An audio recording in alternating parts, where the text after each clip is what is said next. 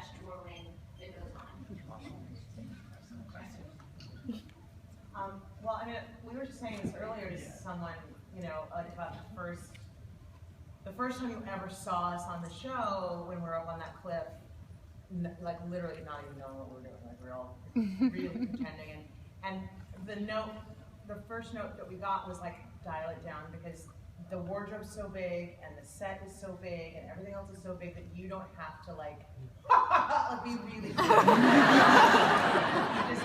it's you know, and Robert Carlyle, it's a drama. Like he's like, we're just people doing, like, you have your motivation, you have your thing. And there he is in the crazy, like, Rumpelstiltskin. He's like, no, but seriously, we're just, like, you know, just two people doing their thing, you know, and you don't have to add anything on top of it. And then, like, as they built the story, you know, gave us more ideas about who we are. And, like, you know, our first director, John Emile, who did that big episode that when we met the Queens in the beginning of 4B, you know, we all had time with him, and he gave us our motivation of like what we're really after. You know, so it gives you heart. It gives you something else to play, because, you know, as the boys, you know, Eddie and Adam said, evil isn't born; it's made. You know, so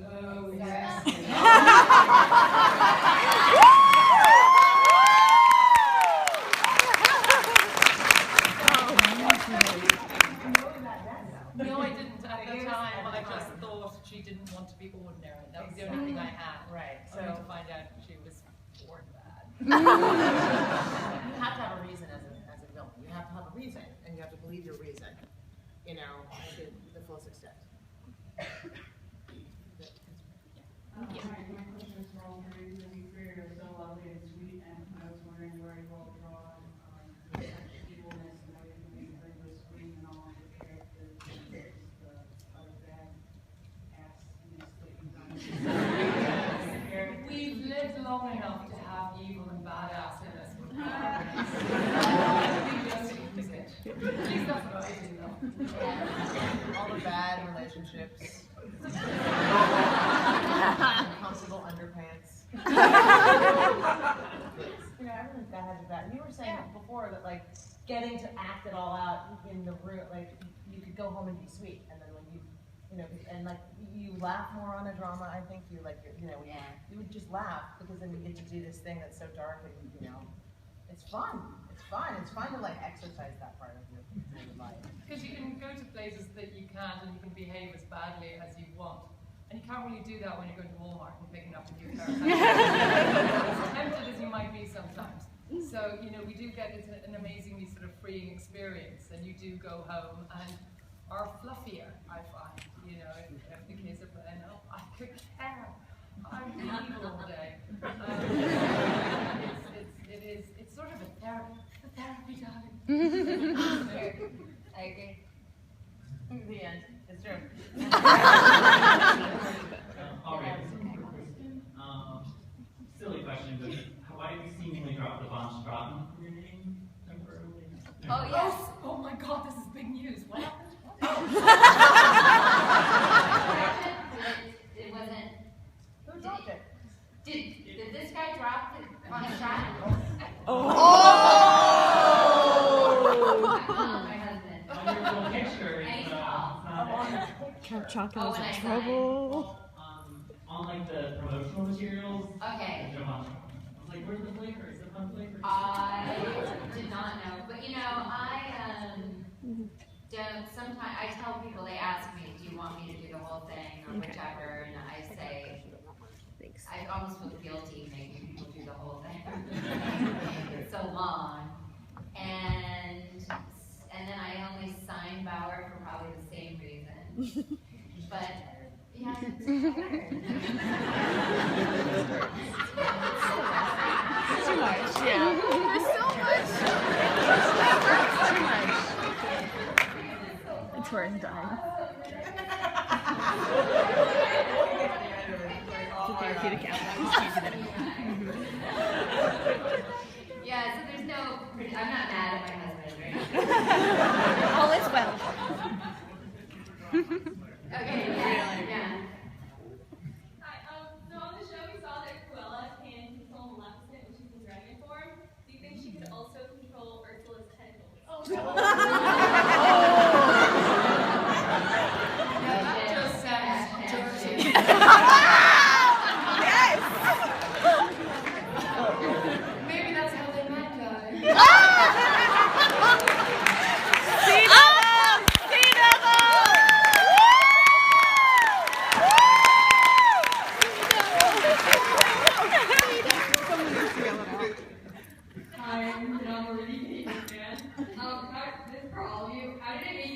revealed to be three of the most iconic Disney villains of all time. Scary. Yeah. I mean, it's also, but it's scary too, because you're taking on something that you don't want to screw up. Yeah, I think that almost in hindsight, I'm like, oh yeah, right. Because on the day, we're focused on craft service on the day. Us sitting in our chairs, and you're there with the horns on the, phone. And we're all. And then you're like, I've got my tights on my head. Right, it's without the wig, and just, you don't feel sitting there in the chair. Not like I'm the most awesome. You're thinking, oh my god, I'm so tired. And what time is lunch? Do they have bacon for breakfast? breakfast? And I hope I'm not ruining this. And then it's just the three of us, and Bobby in the room with us, and she's trying to catch the glove, not drop it. You know what I mean? It's like run from a Chernobyl. It's running from a Chernobyl. Where is it? You're so busy that it's sort of only in reflection that I can drive past the billboard, and my husband goes, look, and I go, oh my God, that's me. Oh, wow, that's kind of cool. But, it's like being pregnant. It's like the day you find out, you're like, oh my God, it's amazing, oh my God. And then you're so busy, getting ready, and then that's exactly right. Then at the end, you're so excited. But we did have moments in the tired and in the focusing on what we're doing and getting it right and feeling, making sure, you're flicking your tentacles the right way. We would look at each other, I remember us being in that tent, when we were in that tent and then we'd come out and the Charmings had disappeared and gone out on us, and we were in the tent. We were so excited. Every day. I think honestly, every day at some point, we would go, this is really awesome. I did find that I worried a lot about what level of the cartoon I was supposed to bring, or what level of person that I hadn't read about yet I was supposed to bring. So that did worry me, and there'd be a few times the director would have to dial me back. So I did worry about that, because I wanted to have that sort of cartoony feel about her, but you are making a good cartoon, so Vic, don't do that. That is a challenge with these characters.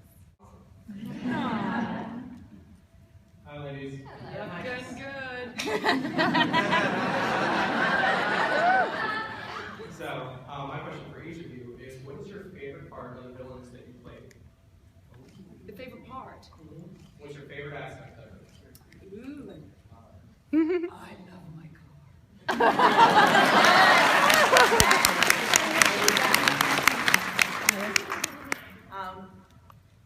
Obviously tentacles. And I had to learn how to work the tentacles. Because she can work the tentacles.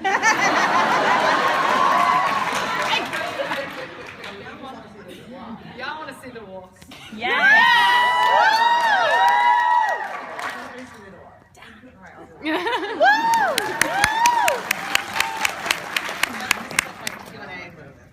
But I have to get off the mic. Can you hear me? Yeah. Yes.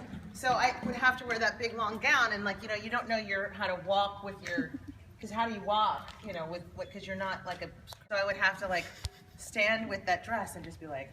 And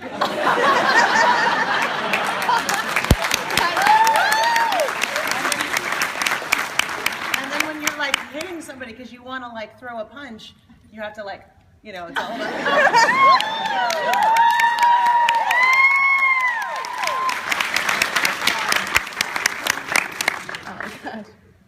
So I'm torn because Pam and Melissa both had something that I really enjoyed. And I'm not sure that one without the other is quite as enjoyable for me. So I love that both had zero concern about being liked. Yeah. Zero. They just were who they are. And I thought that was incredibly refreshing. And then it really, as the both characters went, we saw that they really, really, really cared about being liked by one person. And And that was, both were incredibly enjoyable, especially together. Well, thank you so much, ladies. Yeah.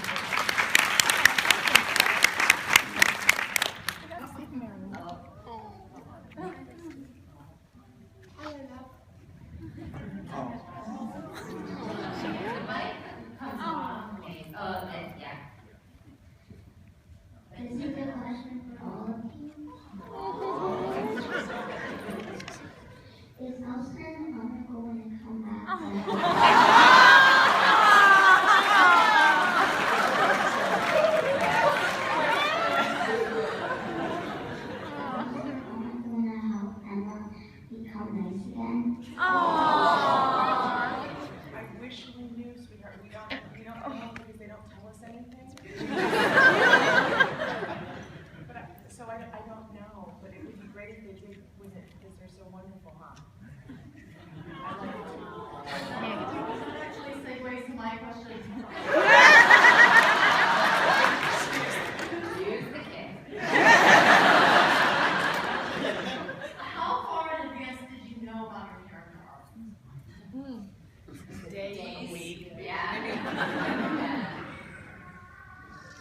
Because they're filming for such a huge part of the year that the scripts are in the factory being created and imagined as you're filming the previous 2 episodes. So they're probably 2 episodes ahead, but they only give it to us on the ground as and when we need it.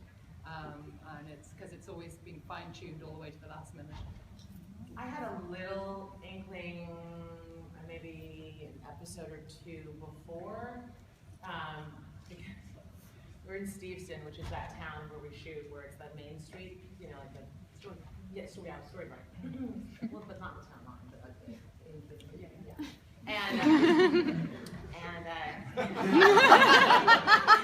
in the van driving from base camp over into Colin, who plays Hook, was in the front seat. He's you heard me, we have a storyline.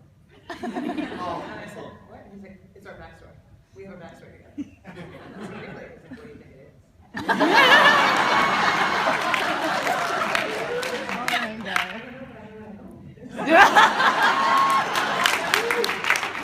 That day, Adam and Eddie were directing, and then they told me what the storyline was. But yeah, not with all the full details, but just sort of like where, you know, little hints as to things. Adam and Eddie are cute because they get excited. So excited. Like, I don't know, I think when my egg was being stolen, they're like, but there's going to be stuff coming out. Like, well.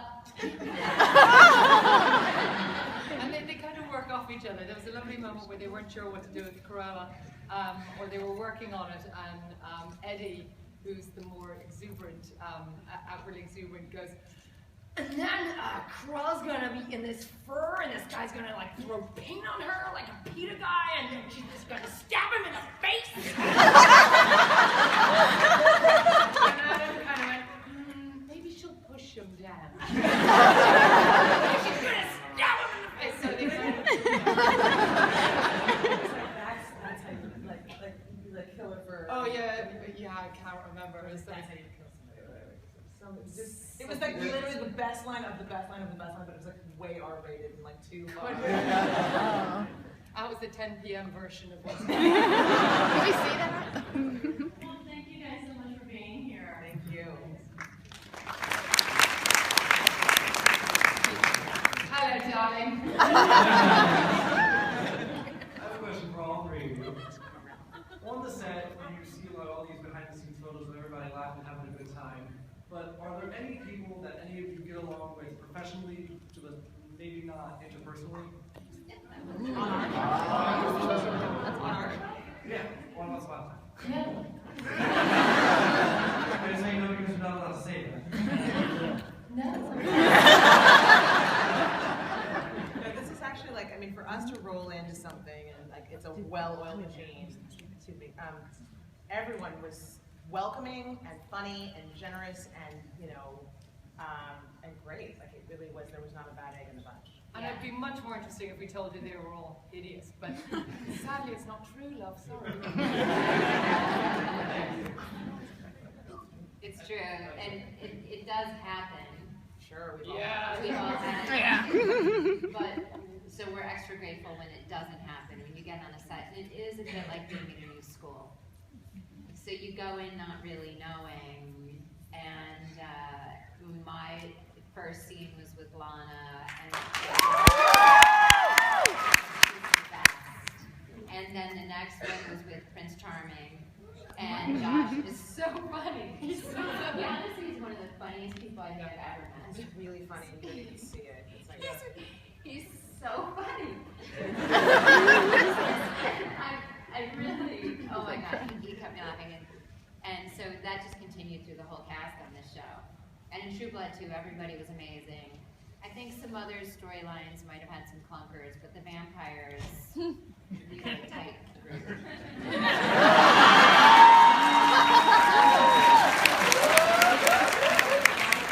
my first day was with Robert Carlyle.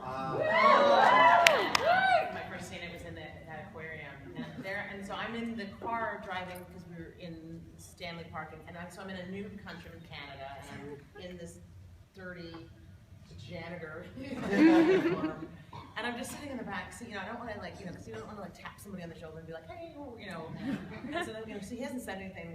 We're just driving there, and we get there, and then and then he's like, oh, hi.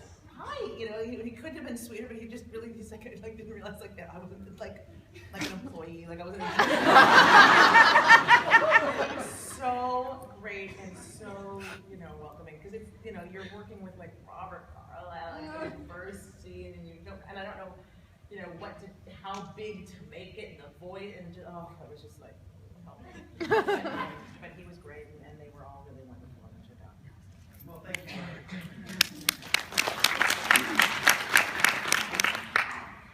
Question is for Kristin. So now that Melissa has her daughter, do you think your character and Wendy will go on and let him come over? Yeah, I don't know. They haven't told me. We're starting a campaign, yes. Yay, yeah, because I would love to see that. There was a line where I said I can't leave Storybrooke, right? Revert back to the dust I was. So I'm just living above Granny's or something, I don't know. Working at the hardware store. In the horns, just Making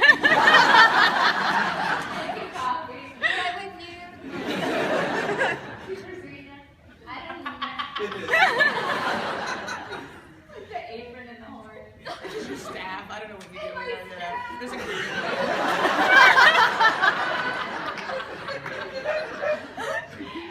Trying to hold it in food. This is why they're writers. Yeah, I don't know. Thanks for that useless answer. That was funny. I know she was Hi, sorry. My question is for all three of you. I love every single one of your characters. The top 3 favorite villainesses of mine. So what I want to ask you is, if you could go back and play another villainess or hero in Storybrooke or The Enchanted Forest, who would you want to play? Ooh. Oh, Victoria. We could just switch.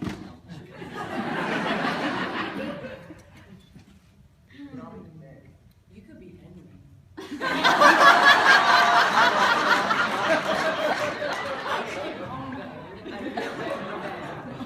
I want to be able to play that thing. Yeah.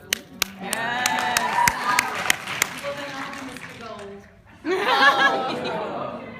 With boobs.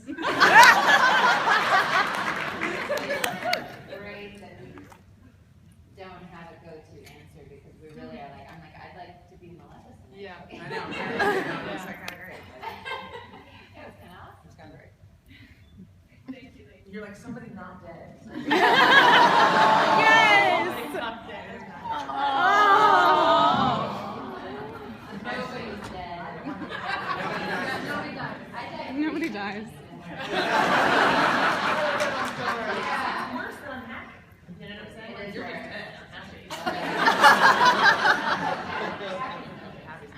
Happy's not But good. and happy. Come on. And the dwarves. Hey! Hi. How did you do this game where Gorilla died? How do we do it? Yeah. I did a lot of sweating and shaking, and holding up the Henry, and the shaking of the gun, and then, when Emma comes along and does, I had to do, and that was about as far as I went, and then they attached one of Canada's premier stunt girls to some wires, and they went, with her, with a crump, and then they shoot me separately, all twisty, and at the bottom, and they match it together, and then we go into ADR, and I go,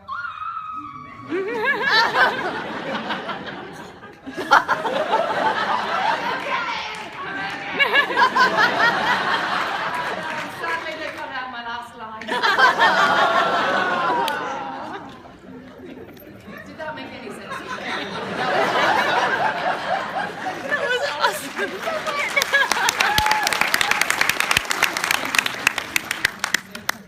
I know, it's just a drink to calm myself. So Captain Hook's one of my favorite characters. So He's what's it Irish. like working with Colin? What's it like working with Colin? I know you haven't worked with him much, but It's all about that bass.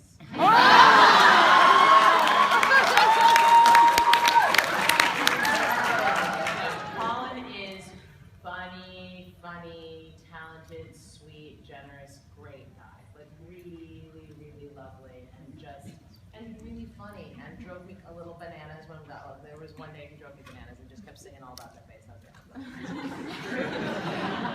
and he's good looking. And super distracting. No, but like it was just so fun to play with him. You know, we were out like that day that we shot all that stuff with the Jolly Roger, and it was like foggy and like it could not have been colder like ever like that day. And for some reason like they didn't have like proper tent like warming tents or whatever. I mean literally it was just ridiculous. But it was a great day because it was an all day me and Colin for like 8 to 10 hours, and then like cut to at the end Ernie Hudson. It's like come on, So it was he's wonderful and generous as an actor, and great to play with.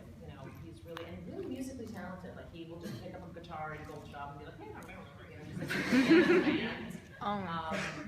Although I will say we were in the forest and he has to like on that seashell, he kept doing like different songs on the seashell to like make the crew like he'd like do do do do do do. Like naming that tune on the seashell.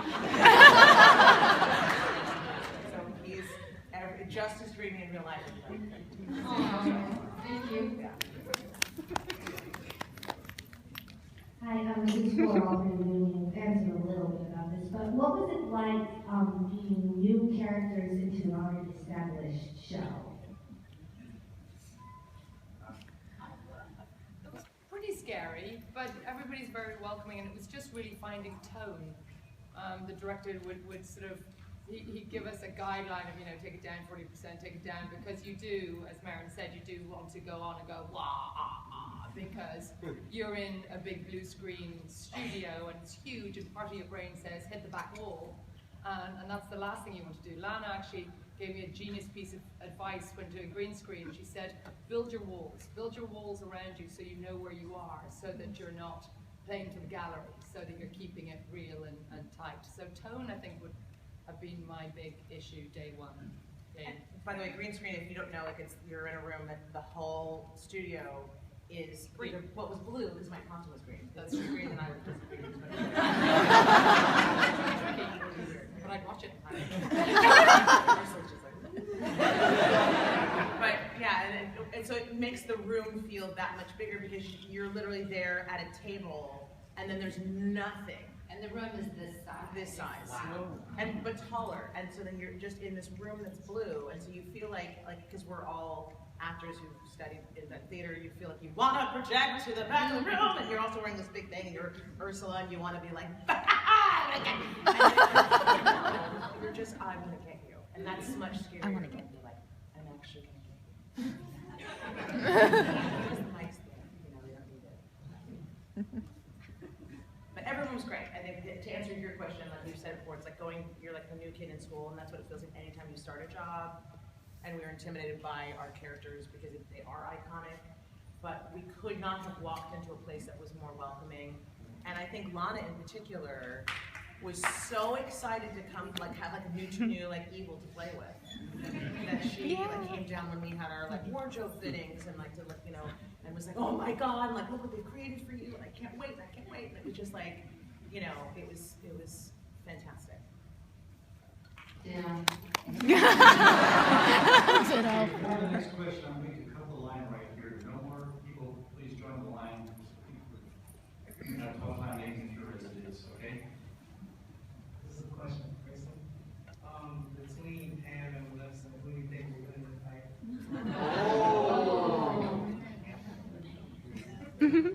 I mean, Maleficent has magic, but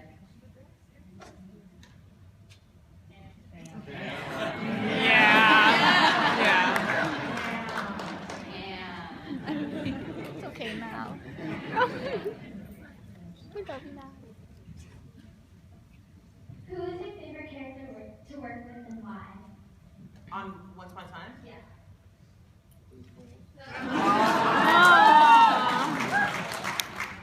yeah. I just ditto. Yeah. To that recipe, you know, the days when we had Lana and we had Bobby. Jesus. And I had my backstory was with Lana. So those were some big days that meant a lot to me and to her, and that was pretty special for me. I loved working with the author as well, because it was, I'd only predominantly worked with my girls and Rumpel, and to be thrown into a whole episode where it was basically me and the author was with Patrick Fischler was just such a joy. We do this thing in every scene, because I explained to him that I have 3 styles of acting. They are ham, egg, and cheese. He was allowed to choose what level of cheese he wanted as I came into the scene. And you know, so before we went for a take, as they're calling, okay, stand by, just before they call turnover, he'd go, Camembert. Gotcha. Sometimes he'd down the back with a Parmesan, but you know, we had fun. You and I too, because we had like so much to do in the beginning before we resurrected this one out of the ashes. Which is, you know, like we just had like early mornings in that car, in the ice, in the snow, like racing around the roads. You were scared. I was scared. You know, but like we had like many grande laughs, like mucho grande laughs, like fancy laughs. Yeah, And like it's like it was just like stupid crazy. And yeah, because you, me, and Bobby had a bunch of stuff in the beginning too. Yeah, Like, we were like Starsky and Hutch. Oh, and I did get to do the Dukes of Hazzard climb out of the window at one point, didn't I? Oh my God. Yes. That was the most amazing. So yeah.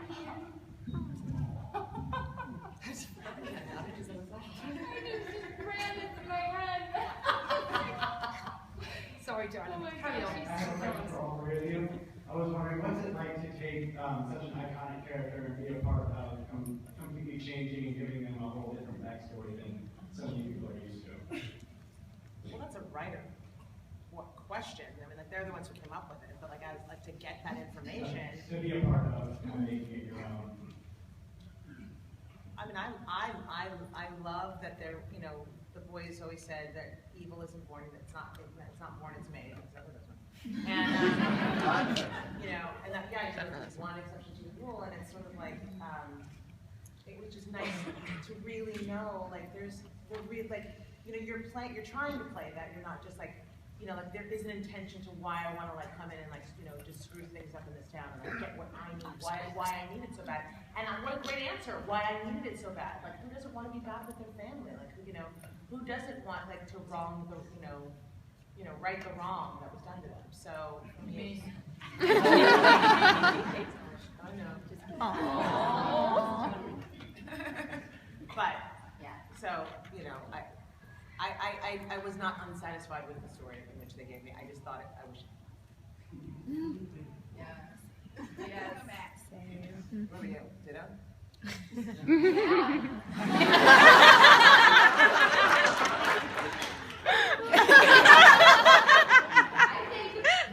think it is, I was just replaying in my head as the scripts came in, and we really don't know what's going to happen, and it is, there's for me, a combination of first super excited, and then I have to start working on how to make it good. And so there's a part, this would happen with Pam's stuff too, where I would go, oh my God, that's so good. I hope I don't screw it up. And then it's a little bit like jumping out of an airplane. Everything leading up to it is the most nerve-wracking part. And then after the first take or two, you're playing a game of tennis with other people and you're hitting the ball back and forth. And the days are long. But at the end of the day, you're like, that was cool. Thank you. Yeah. Hi, I talked to you earlier today, and actually a couple times though. I wanted to say to Corella, to Steve Corella though, I kind of wish you could come back because, well, like something when I would work on Sundays and I would just come home later, and then I would just come home later. My dog, because like my dog would just be the calmest thing in the world. I'm like, oh, Corella's on there. Then I kind of lost track a little bit, but my mom, she kept up with the show. And then, so like, one day I come home, one day I come home, he starts panicking, he's acting up. Like, I talked to my friend Melissa later, I told you guys, she was like, you know they killed all the clothes. Like, no wonder he's acting up. Sorry. I didn't plan for her to die. But I mean, no, as Chris was saying with the previous thing, when you're finding your episodes and opening up Cynthia for DeVille was such a ride to read. It was one of the best scripts I've ever sort of read because I was taken, just as I'm sure you were watching it, I believed until it was all unpicked and unfolded ahead of it. And you know, when I read off she goes over the cliff, I'm like, what? No. So I was just as sad as your dog. No, opposite. Dogs are afraid of Corella. I go, she's going to say, hey, Bob.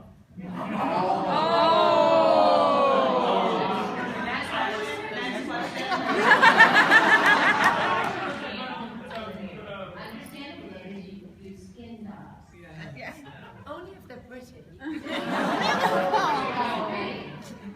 Yeah, she looks like a baby fox.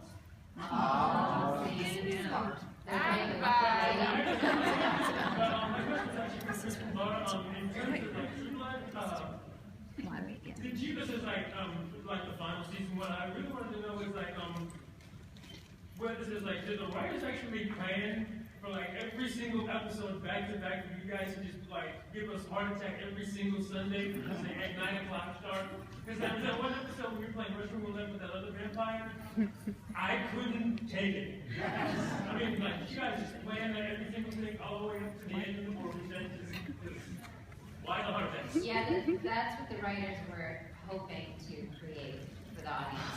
They wanted to keep us all hanging and not tuning in next week. So yeah, they tried to kill you. Hello. So my question is, what was your favorite quote? Could be either your own or somebody else's quote.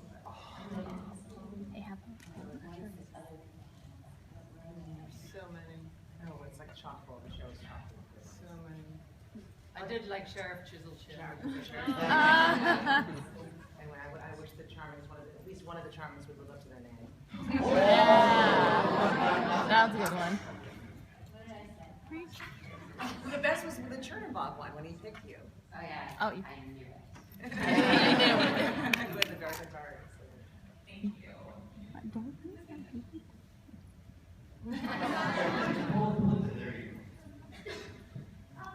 question is all for all three of you. You guys already established that you like playing evil. So why? Explain that. And like Vic had said earlier, that you can't go into a Starbucks and I mean you can and act a hot mess when they get your order wrong. You know, you get to do the things that you think in your head, you know, or you just say aloud in your car when you're driving behind that person. Can you imagine being able to whip a tentacle out and just push them out of the road? You know, you just get to do what you want to do and have no remorse about it. And that's exciting. Yeah, that is fun.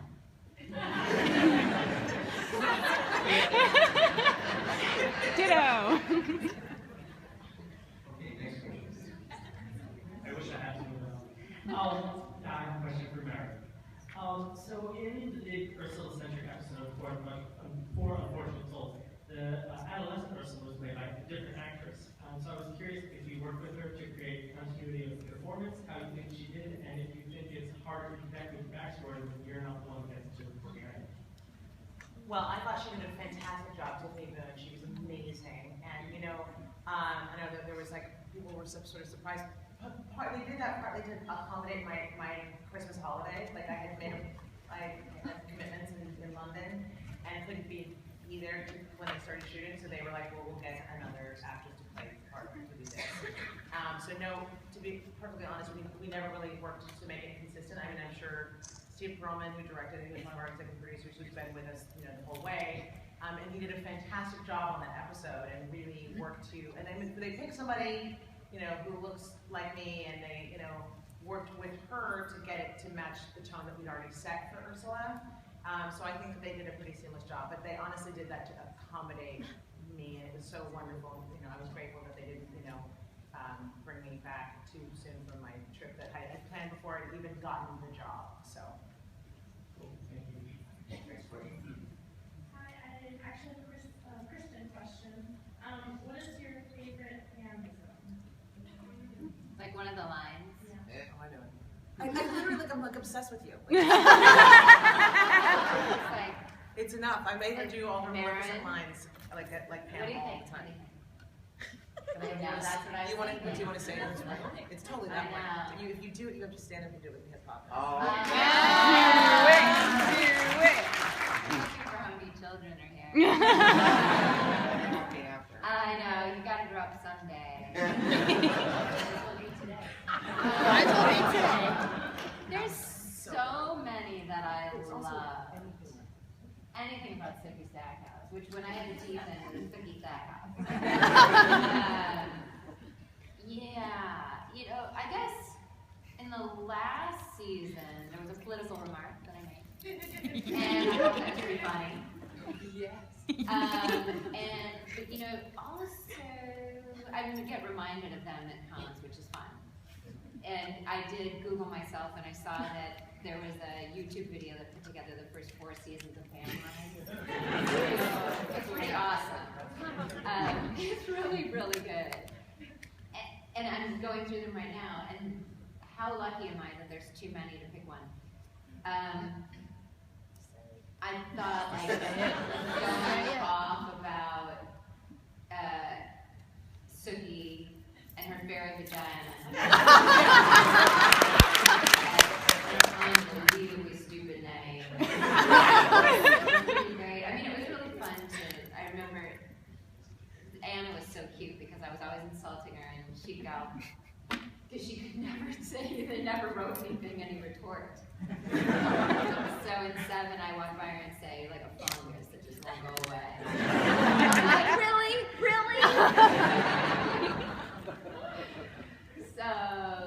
So a plethora of, you know, fucks and cocksuckers.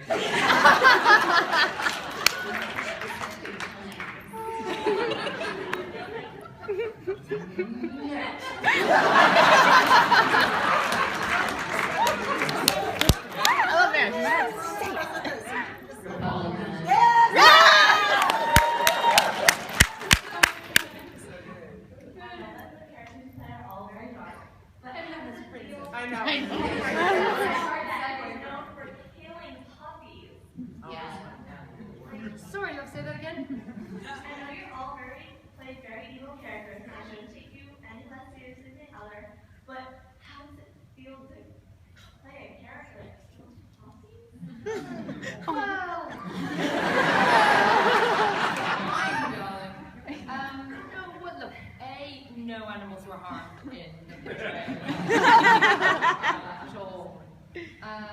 But I don't know. I think once they Adam and Eddie created a character that was genuinely a narcissistic sociopath who had zero empathy for anybody. Now she could pull out the empathy for the author when it suited her for a means to an end. Then really it doesn't. There are no boundaries because she doesn't truly have the ability to truly feel. So I kind of personally, A, I love her. B, I feel a bit sorry for her. She's deeply misunderstood. I'd like to go to dinner with her.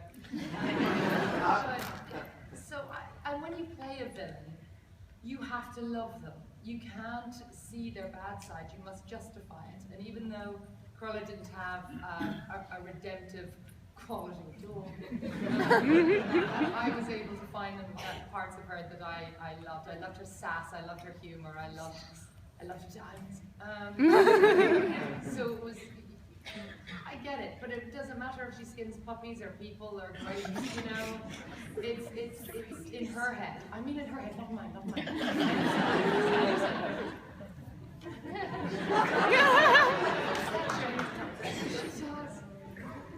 I'm glad I knocked all the Queens of Darkness episodes on Hulu as we base on episodes are still fresh in my mind. One of the episodes, they were talking about the authors and one of them being Walt. I'm assuming that was Walt Disney. My question is, as your storybook characters, or storybook characters in general, are the characters aware of the Disney works?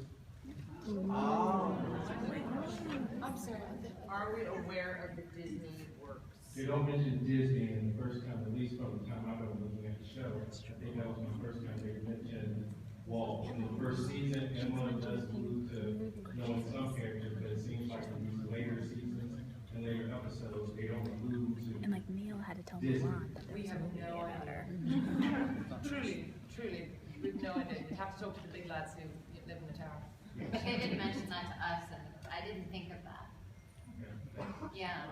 Okay, I've just been given the high sign, so let's give it real fast here. We'll be fast. I like all of you a lot. Okay, so I was wondering, this is for Victoria, if Cruella wasn't like crazy stuff, do you think her and the author could have like had a happy ending? Her and the author, if she had actual feelings. Yeah. What'd you say? Don't us. You didn't come back with your happy ending to say it. However, if we take Celia out of it, could she have run off with Patrick Fisher? Hell yeah. I know. We had a great fun time. We had a good rapport, and yeah, as long as he writes exactly what she tells him to, I think it's a marriage made in heaven. So, Peter Pan tried to use a curse. If his curse had come to be, how do you think each of your worlds would have played out in the show? Ooh. What curse did he do? I don't remember. What curse did he do? Make it in Neverland in Storybrooke. That's a hard question for us to answer because that's something that was like wrapped up like way before we even got there. So like that's a presumption like. That's a very good question. That's smarter than we are. Thank you.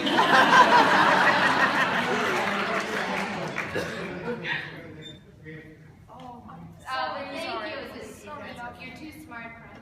Hi, so I was wondering if there were any pranks on set, and if so, who pulled the most pranks? Yeah. And Colin. Okay. Yeah. Robert to Lana and Lana to Robert.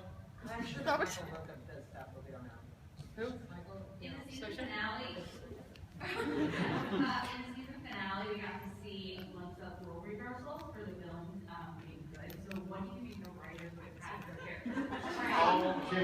When in that episode? I know you wouldn't have done Spoilers. Wait.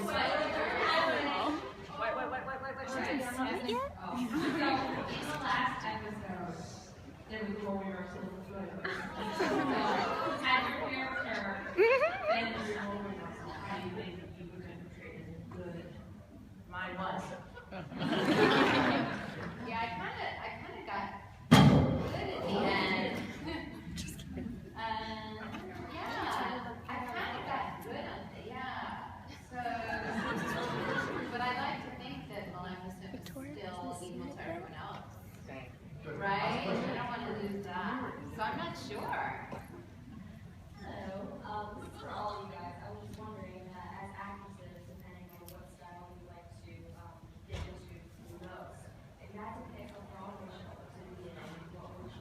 A what? A Broadway show. Oh my God. Chicago. Oh my God, you and me in Chicago. Not sing low. Can I just dance? Yes. Yeah. I can't sing or dance. You'd have to dance. You'd have to sing around me. You have to dance It's around in a dream me. girls. We are dreaming.